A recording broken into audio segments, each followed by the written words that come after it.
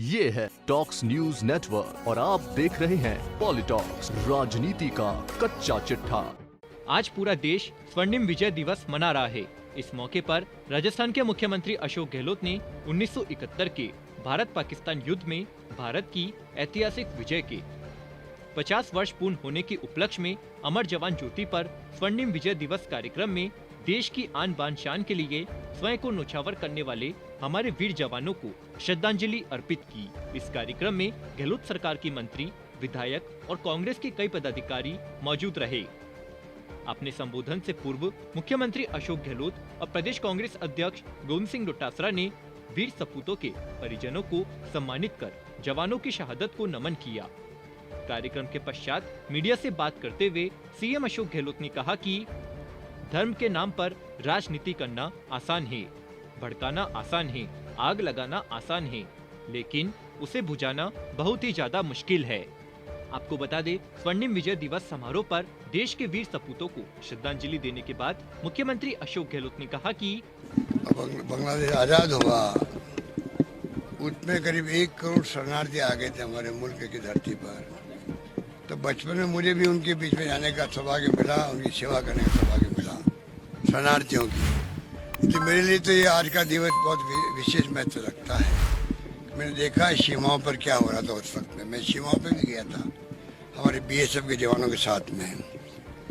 किस प्रकार वहाँ पर ऐसे हालात पैदा हो गए कि वहाँ के जनरल कर्नल जो थे पाकिस्तान के, उन सबको लगभग 1 लाख सैनिकों के साथ में सरेंडर करना पड़ा हमारी फौजों के सामने।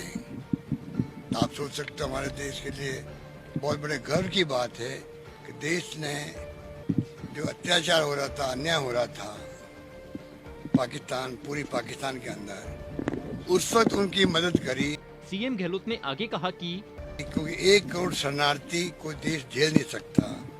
लगातार आए जा रहे थे शरणार्थी, आए जा रहे थे। इंदिरा गांधी जी की इच्छा शक्ति थी, दृढ़ निश्चय था न्याय दिलाने का, सेना का पराक्रम था, उसने विजय दिलाई। हम भूल नहीं सकते इसको। कारगिल युद्ध हो, चाहे 65 की पाकिस्तान के लड़ाई हो या 71 का बांग्लादेश का वार हो, उसके पहले, आज़ादी के पहले या बाद में, हमेशा राजस्थान के जवानों ने सीमाओं की रक्षा करने के लिए भी और देश के स्वाभिमान के लिए भी हमेशा तैयार रहे हैं। इस बात का मुझे गर्व है। इसलिए मैं बार बार कहता हूँ, मुझे इस बात का गर्व है कि मैं ऐसे प्रदेश का मुख्यमंत्री हूँ जिस प्रदेश के घर घर के अंदर जज्बा है देश प्रेम का, देश की एकता का, अखंडता का और सीमाओं की रक्षा करने का। मीडिया से बात करते हुए सीएम अशोक गहलोत ने कहा कि मैंने कहा पाकिस्तान जब बना वो धर्म के नाम पे बना था, फिर भी वो एक नहीं रह पाए, 2 टुकड़े हो गए पाकिस्तान के। इसका मतलब धर्म के नाम पर देश बनाना तो हो सकता देश बन जाए, पर देश कायम नहीं रह सकता। ये उदाहरण हमारे सामने पाकिस्तान का है। पूरी पाकिस्तान पश्चिम पाकिस्तान था, आज वो पूरी पाकिस्तान बांग्लादेश बन गया, अलग देश बन गया, टुकड़े हो गए उसके। वह बंगाली बोलते थे या पंजाबी बोलते थे, उर्दू बोलते थे। तो आप सोच सकते हो एक धर्म के नाम पे देश बनता भी है तो देश एक अखंड रहता है क्या? नहीं रहता है। ये पाकिस्तान के सामने हमारा उदाहरण हमारे सामने है। बीजेपी पर निशाना साधते हुए सीएम अशोक गहलोत ने कहा कि इस देश को आप हिंदू राष्ट्र बनाने की बात करते हो, इस देश को आप धर्म के नाम पे बांटने की बात करते हो। क्या संभव है इतने बड़े मुल्क में? हमारे यहाँ तो और भी ज्यादा भाषाएं हैं, वहाँ तो खाली उर्दू थी या बंगाली थी। एक धर्म था, वो एक नहीं रह पाया है। रशिया में 16 टुकड़े हो गए। दुनिया की महान शक्ति कहलाती थी रशिया भी। तो आप सोचिए, इस देश के अंदर धर्म के नाम पे राजनीति करने वालों को इस समझ में आनी चाहिए, एक धर्म के नाम पे राष्ट्र बन भी रहता कोई तो कायम रहता है क्या? पाकिस्तान तो कायम रहा नहीं। सीएम गहलोत ने आगे कहा कि इसलिए मैं कहना चाहूँगा, हिंदुस्तान में जो भी लोग रहते हैं, विचारधारा अलग हो सकती है, हमारी कोई दुश्मनी किसी से नहीं है। राहुल गांधी ने कहा था बड़ौदा के अंदर, किसी ने कह दिया ये बीजेपी आरएसएस तो देश में खत्म होनी चाहिए। उन्होंने कहा नहीं, खत्म नहीं होनी चाहिए, आरएसएस भी रहेगी देश में, बीजेपी भी रहेगी। वो एक विचारधारा है। हम भी रहेंगे, हमारी विचारधारा है। कहने का मतलब ये है, लड़ाई विचारधाराओं की है, होनी चाहिए लोकतंत्र के अंदर। और ये व्यक्तिगत लड़ाई या ये धर्म के नाम पर राजनीति, जाति के नाम पर राजनीति खतरनाक होती है। वहीं कोरोना के बूस्टर डोज को लेकर सीएम गहलोत ने कहा है कि जवाब तो नहीं देने की कसम खा रही प्रधानमंत्री जी ने। प्रधानमंत्री जी को चाहिए कम से कम मुख्यमंत्री को पत्र लिखे, उनके जवाब आना चाहिए। वो जवाब देते नहीं है। और मैंने बूस्टर डोज के लिए सबसे पहले आवाज उठाई देश के अंदर। बूस्टर डोज का टाइम आ गया, 9 महीने हो गए, साल भर हो गया फर्स्ट डोज लगे हुए।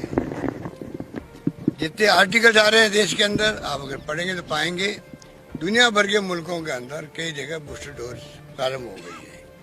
बच्चों को भी वैक्सीनेशन शुरू हो गया है। जो बीमार है 60+ उम्र के हैं, जो बीमार है उन सबके प्रायोरिटी में बूस्टर डोज लगनी चाहिए। अभी कोई स्कीम नहीं है भारत सरकार, योजना में नहीं है। मैंने कल ही बात करी है, नीति आयोग के मिस्टर पॉल से, जो इस काम को देख रहे हैं।